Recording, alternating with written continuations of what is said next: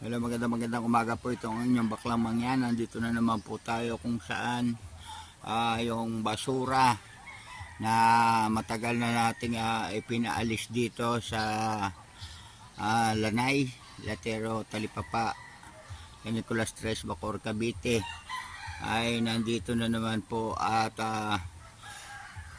sa halip na mabawasan ay lalo po siyang dumami.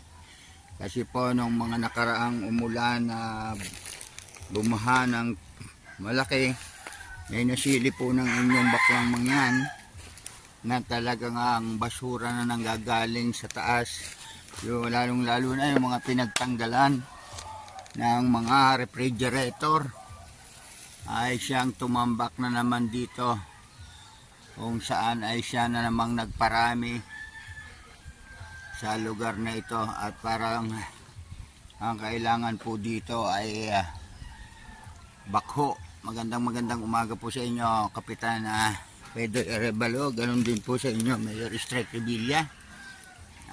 Ito na naman po ang inyong baklang mangyan na talagang hindi po ako tumitigil hanggat hindi po nawawala ang basurang ito sa lugar na ito, sapagkat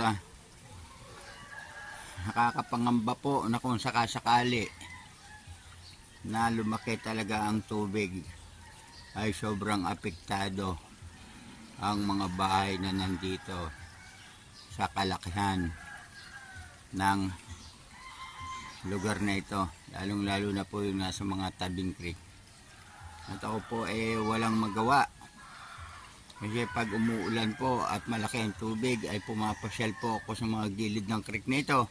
Pero nakikita ko po na ang talagang basura ay nanggagaling po sa itaas po, dyan sa may Magdiwang.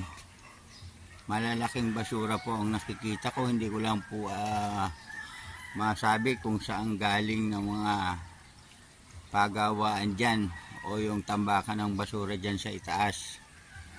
Kasi po pag umiikot po ako dyan ay wala po akong nakikita na nagtatapon kung sino-sino. Kaya sana po, Mayor Strike Revilla, hindi na rin po ito kakayanin ng mga tao. Sobrang laki, sobrang damages na ito at walang pagbabago. Pahalip na mabawasan, lalo pong dumadami. Kaya kayo na po ang bahala kung ano po magiging desisyon nyo rito.